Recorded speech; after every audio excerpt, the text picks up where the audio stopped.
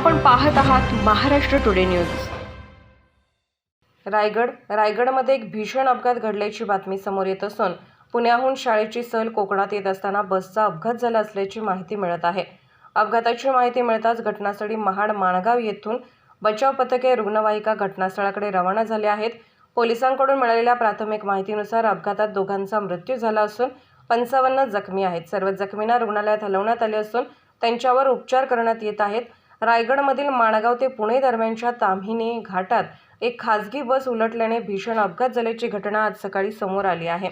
पुण्याहून शाळेची सहल कोकणात जात असताना ताम्हिणी घाटात या बसचा अपघात होऊन बस उलटली। ताम्हिणी घाटात अवघड वळणावर बस चालकाचे नियंत्रण सुटल्याने बस उलटली असल्याचे बोलले जात आहे।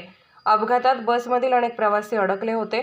दरम्यान कोंडेघर गाव हद्दीत हा अपघात झाला होता आणि अपघाताची माहिती मिळताच गावकरी मदतीला धावून आले।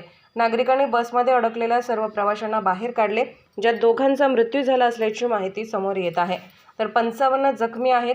क्रेनच्या सहाय्याने अपघातग्रस्त बस बाजूला पुणे माणगाव मार्गावर ताम्हिणी घाटात खासगी बसला झालेल्या अपघातात 2 महिला प्रवासी ठार झाल्या, तर 55 प्रवासी जखमी झाले आहेत। ही बस पुण्याहून हरिहरेश्वर येथे पर्यटकांना घेऊन येत असताना सकाळी 7:30 वाजण्याच्या सुमारास कोंडेघर गावाजवळ अवघड वळणावर उलटली। जखमी प्रवाशांना माणगाव येथील उपजिल्हा रुग्णालयात दाखल करण्यात आले आहे। अपघातानंतर या मार्गावरील वाहतूक विस्कळीत झाली होती। क्रेनच्या सहाय्याने अपघातग्रस्त बस बाजूला केल्यानंतर वाहतूक सुरळीत झाली आहे। महाराष्ट्र टुडे मराठीसाठी ब्युरो रिपोर्ट, रायगड।